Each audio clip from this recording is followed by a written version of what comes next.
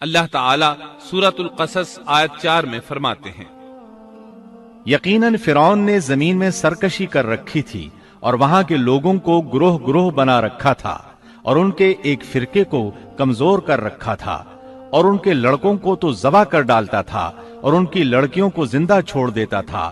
بلا شک و شبہ وہ تھا ہی فساد کرنے والوں میں سے۔ اس نے لوگوں کے گروہ اور جماعتیں بنا رکھی تھی۔ فرعون کے زمانے میں بنی اسرائیل سب سے حقیر اور کم درجہ قوم تھی۔ فرعون نے انہیں حد درجے ذلیل اور بے عزت بنا رکھا تھا۔ سبھی کو معاشرے میں نچلے طبقے میں شمار کیا جاتا تھا، جبکہ مصر میں یہی لوگ شاہانہ زندگی گزارا کرتے تھے۔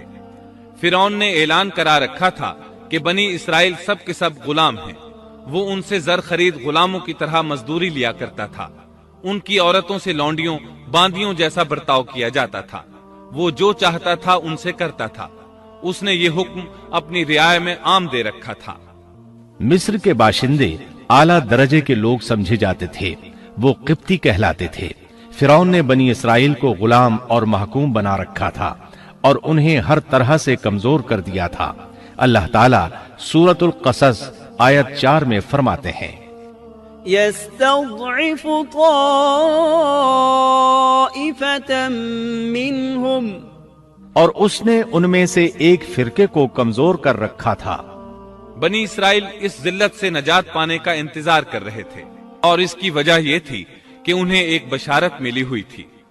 اس کے مطابق ان کا نظریہ تھا کہ فرعون کے گھر سے ایک بچہ نکلے گا جو انہیں نجات دلائے گا، اور یہ بھی بیان کیا جاتا ہے کہ یہ بشارت انہیں اس طرح ملی تھی کہ خود فرعون نے خواب دیکھا تھا کہ بیت المقدس سے آگ نکل کر مصر کی جانب بڑھتی چلی آ رہی ہے۔ وہ آگ مصر میں موجود تمام لوگوں کو جلائے ڈالتی ہے، مگر اس آگ سے بنی اسرائیل کے گھر محفوظ رہتے ہیں۔ فرعون نے اس خواب کی تعبیر کاہنوں سے پوچھی۔ وہ کاہن اس کے نزدیک عالم تھے۔ انہوں نے خواب کی تعبیر یہ بتائی کہ بنی اسرائیل میں ایک بچہ ایسا پیدا ہونے والا ہے جس کی وجہ سے مصریوں کی ہلاکت ہوگی۔ یہ تعبیر سن کر فرعون ڈر گیا۔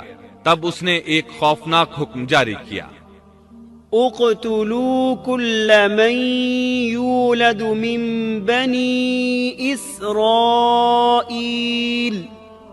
بنی اسرائیل میں جو بچہ پیدا ہو اسے قتل کر دیا جائے۔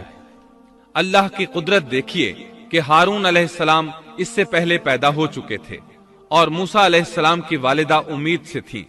فرعون نے اپنا حکم یوں جاری کیا تھا کہ اگر ان کے ہاں بیٹے پیدا ہوں تو انہیں قتل کر دو، بیٹیاں پیدا ہوں تو انہیں زندہ چھوڑ دیا جائے۔ چنانچہ ایسا ہی کیا جانے لگا۔ ہر نو مولود بچے کو قتل کیا جانے لگا، بچیوں کو چھوڑ دیا جاتا۔ یہ تھا بچوں کو ذبح کرنے کا حکم جو بنی اسرائیل میں شروع ہوا۔ اس کا طریقہ انہوں نے یہ اختیار کیا کہ ہر حاملہ خاتون کی نگرانی شروع کر دی۔ دایا عورتوں کے ذمے یہ ڈیوٹی لگائی کہ حاملہ مستورات کی اطلاع دیں گی، اور جو دایا اطلاع نہ دیتی اسے بھی قتل کر دیا جاتا۔ اس طرح فرعون اور اس کے وزیروں کو ہر نو مولود سے باخبر رکھا جاتا تھا۔ ان دنوں سیدنا موسیٰ علیہ السلام کی والدہ اپنے حمل کے ابتدائی دنوں میں تھی۔ انہوں نے اس بات کو چھپائے رکھا اور دایا کا کام کرنے والی عورتوں سے بھی خود کو چھپائے رکھا، یہاں تک کہ درد ذہ کا وقت آ پہنچا اور انہوں نے بچے کو جنم دیا۔ اس بارے میں سوائے قریبی لوگوں کے کوئی نہیں جانتا تھا۔ بچے کی پیدائش کے بعد وہ فکر مند رہنے لگی۔ حمل کے دنوں میں تو انہوں نے خود کو چھپا لیا تھا، اب بچے کو کیسے چھپائیں؟ پھر بھی اپنی پوری کوشش کرتی رہیں، یہاں تک کہ ان کے پاس اللہ کا حکم آ گیا۔ یہ حکم اللہ نے ان کے دل میں ڈالا تھا، یعنی القاء کیا گیا تھا۔ یہ وہ وحی نہیں تھی جو پیغمبروں پر آتی ہے۔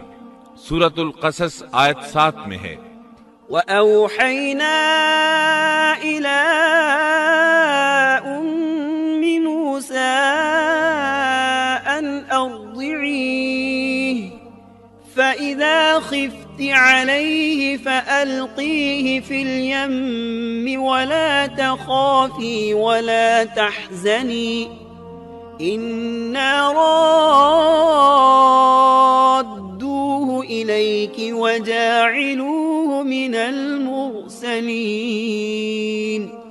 اور ہم نے موسیٰ کی ماں کو وحی کی کہ اسے دودھ پلاتی رہ، اور جب تجھے اس کی نسبت کوئی خوف معلوم ہو تو اسے دریا میں بہا دینا اور کوئی ڈر خوف یا رنج غم نہ کرنا، ہم یقیناً اسے تیری طرف لوٹانے والے ہیں اور اسے اپنے پیغمبروں میں بنانے والے ہیں۔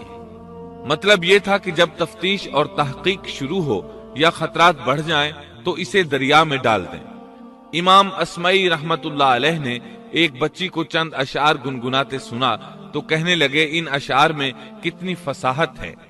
اس بچی نے ان کی بات سن کر کہا اللہ تعالیٰ کے اس فرمان کے بعد کوئی فصاحت باقی نہیں رہ گئی۔ وَأَوْحَيْنَا إِلَىٰ أُمِّ مُوسَىٰ أَنْ أَرْضِعِيهِ فَإِذَا خِفْتِ عَلَيْهِ فَأَلْقِيهِ فِي الْيَمِّ وَلَا تَخَافِي وَلَا تَحْزَنِي إِنَّا رَادُّوهُ إِلَيْكِ وَجَاعِلُوهُ مِنَ الْمُرْسَلِينَ۔ اس آیت مبارکہ میں بیک وقت دو خبریں، دو احکام، دو حکم امتناعی اور دو بشارتیں ہیں، یعنی ہم نے موسیٰ کی ماں کو وحی کی کہ اسے دودھ پلاتی رہے۔ یہ دو خبریں ہیں، اور جب تجھے خوف محسوس ہو تو اسے دریا میں بہا دے، یہ دو حکم ہیں۔ کوئی خوف نہ کھا اور کوئی غم نہ کر، یہ دو امتناعی حکم ہیں۔ ہم یقیناً اسے تیری طرف لوٹانے والے ہیں اور اسے اپنے پیغمبروں میں سے ایک پیغمبر بنانے والے ہیں، یہ دو بشارتیں ہیں۔ اور پھر واقعی تلاش شروع ہو گئی، بنی اسرائیل پر سختی کی گئی۔ موسیٰ علیہ السلام کی ماں نے اللہ کے حکم کے مطابق بچے کو صندوق میں رکھا اور دریا میں چھوڑ دیا۔ ساتھ ہی موسیٰ علیہ السلام کی بہن سے کہا تو بھی اس کے پیچھے پیچھے چلتی جا۔ چنانچہ وہ دریائے نیل کی موجوں میں چلے اور ان کی بہن کنارے کنارے چلی، اپنے بھائی کی نگرانی کرتی جا رہی ہے کہ دریا میں ڈالنے کے بعد کیا بنتا ہے۔ اللہ تعالیٰ سورۃ القصص آیت 11 میں فرماتے ہیں وَقَالَتْ لِأُخْتِهِ قُصِّيهِ فَبَصُرَتْ بِهِ عَن جُنُبٍ وَهُمْ لَا يَشْعُرُونَ۔ موسیٰ کی والدہ نے ان کی بہن سے کہا تو اس کے پیچھے پیچھے جا، تو وہ اسے دور ہی دور سے دیکھتی رہی اور فرعونیوں کو اس کا علم بھی نہ ہوا۔ صندوق بہتا ہوا فرعون کے محلات کے قریب آن ٹھہرا۔ محلات دریائے نیل کے کنارے تھے۔ اللہ تعالیٰ سورۃ القصص میں فرماتے ہیں آخر فرعون کے آدمیوں نے صندوق اٹھا لیا، آخرکار یہی بچہ ان کا دشمن ہوا اور ان کے رنج کا باعث بنا۔ اب وہ اس کی بھلائی چاہ رہے ہیں، لیکن وہی فرعونیوں کے لیے وبال جان بننے والا تھا۔ اللہ سورۃ القصص آیت 8 میں فرماتے ہیں إن فرعون وهامان وجنودهما كانوا خاطئين۔ کچھ شک نہیں کہ فرعون اور حامان اور ان کے لشکر تھے ہی خطا کار۔ فرعون کی بیوی نے فوراً پہچان لیا کہ یہ بچہ بنی اسرائیل میں سے ہے، چنانچہ اس نے کہا وقالت امرأة فرعون قرة عين لي ولك لا تقتلوه عسى أن ينفعنا أو نتخذه ولدا وهم لا يشعرون۔ اور فرعون کی بیوی نے کہا یہ تو میری اور تیری آنکھوں کی ٹھنڈک ہے، اسے قتل نہ کرو، بہت ممکن ہے یہ ہمیں کوئی فائدہ پہنچائے یا ہم اسے اپنا بیٹا ہی بنا لیں، اور یہ لوگ شعور ہی نہیں رکھتے تھے۔ مطلب یہ کہ اس پورے معاملے میں اللہ تعالیٰ کی تدبیر سے انہیں آگاہی نہیں تھی۔ اس پر فرعون نے کہا یہ صرف تیری آنکھوں کی ٹھنڈک ہے، میری نہیں۔ میں نہیں چاہتا بنی اسرائیل کا کوئی بچہ میری نگرانی میں پلے، لہٰذا یہ صرف تیری ہی آنکھوں کی ٹھنڈک ہے۔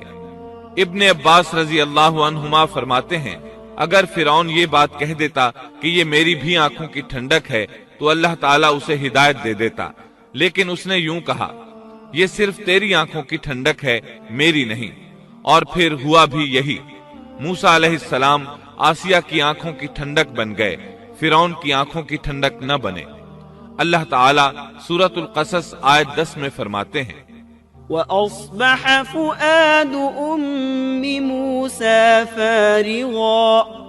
اور موسیٰ کی والدہ کا دل بے قرار ہو گیا، یعنی اس کا دل موسیٰ علیہ السلام کی یاد کے علاوہ دنیا کی ہر چیز سے خالی ہو گیا۔ ماں کی محبت اور ماں کے دل کا حال ذرا دیکھیے، مصیبت میں اس پر کیا گزرتی ہے۔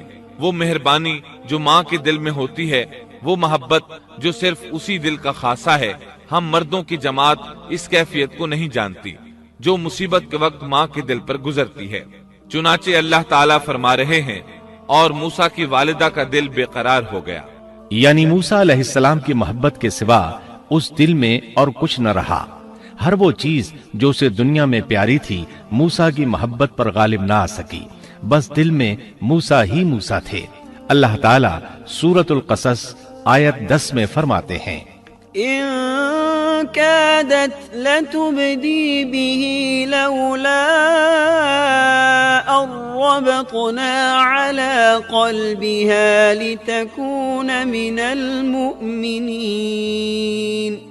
قریب تھیں کہ اس واقعے کو بالکل ظاہر کر دیتی اگر ہم ان کے دل کو ڈھارس نہ دے دیتے، یہ اس لیے کہ وہ یقین کرنے والوں میں رہے۔ اب دیکھیے اللہ تعالیٰ کے کام، ان کے نور چشم کو کس طرح ان کی طرف واپس لوٹایا۔ بچہ جب محل میں پہنچا تو اس نے دودھ کے لیے رونا شروع کر دیا۔ اس کے پاس دودھ پلانے والیاں لائی گئیں، لیکن بچے نے کسی عورت کا دودھ نہ پیا۔ آخر وہ بچے کو اٹھا کر باہر لائے۔ اللہ آیت 12 میں فرماتے ہیں، وحرمنا عليه المراضع من قبل، اور ان کے پہنچنے سے پہلے ہم نے موسیٰ پر دائیوں کا دودھ حرام کر دیا تھا۔ جو عورت بھی آپ کو دودھ پلانے کی کوشش کرتی ناکام ہو جاتی۔ اب ظاہر ہے یہ رکاوٹ تو اللہ تعالیٰ کی طرف سے تھی، کوئی دودھ پلانے میں کامیاب ہو بھی کیسے سکتی تھی۔ ادھر موسیٰ علیہ السلام کی بہن دور کھڑی یہ سب دیکھ رہی تھی۔ سورۃ القصص آیت 12 میں ہے، فقالت هل أدلكم على أهل بيت يكفلونه لكم وهم له ناصحون۔ یہ کہنے لگیں کیا میں تمہیں ایسا گھرانہ نہ بتاؤں جو اس بچے کی تمہارے لیے پرورش کرے اور ہوں بھی وہ اس بچے کے خیر خواہ۔ انہوں نے پوچھا، اے بچی تو کیسے جانتی ہے کہ وہ اس بچے کی خیر خواہی کریں گی؟ بچی نے جواب دیا، اس لیے کہ وہ ایک غریب گھرانہ ہے۔ جب انہیں معلوم ہوگا کہ یہ بچہ فرعون کے گھر سے آیا ہے تو انہیں انعام و اکرام ملنے کی امید رہے گی۔ اس گھر میں ایک نیک سیرت خاتون ہے، وہ اس بچے کو بخوشی دودھ پلانا قبول کرے گی۔ انہوں نے کہا چلو ٹھیک ہے۔ چنانچہ آپ کی بہن انہیں گھر لے آئی۔ والدہ محترمہ نے بچے کو دودھ پلایا تو آپ نے فوراً دودھ پینا شروع کر دیا۔ سیدہ آسیہ نے ان کی طرف پیغام بھیجا کہ وہ محل میں آ جائے اور جب تک بچہ دودھ پیتا رہے وہ اس کے پاس محل ہی میں رہے، لیکن موسیٰ علیہ السلام کی ماں نے انکار کر دیا۔ انہوں نے کہا میرے اہل و عیال ہیں، میرے خاوند بھی ہیں، لہٰذا ان کے ہوتے ہوئے میں گھر نہیں چھوڑ سکتی۔ اب چونکہ بچے نے کسی اور کا دودھ پینا قبول نہیں کیا تھا اس لیے وہ خود بچے کو لے کر آتے تھے۔ اس طرح موسیٰ علیہ السلام کی والدہ کا بے حد احترام ہونے لگا۔ فرعون کے ہر کارے تحفے تحائف ان کے گھر لانے لگے۔ اللہ تعالیٰ آیت 13 میں فرماتے ہیں، فرددناه إلى أمه كي تقر عينها ولا تحزن ولتعلم أن وعد الله حق ولكن أكثرهم لا يعلمون۔ پس ہم نے اسے اس کی ماں کی طرف واپس پہنچایا تاکہ اس کی آنکھیں ٹھنڈی رہیں اور آزردہ خاطر نہ ہو، اور جان لے کہ اللہ کا وعدہ سچا ہے لیکن اکثر لوگ نہیں جانتے۔ اس طرح موسیٰ علیہ السلام شاہی محل میں پلنے بڑھنے لگے، یہاں تک کہ 18 سال کے خوبرو نوجوان ہو گئے۔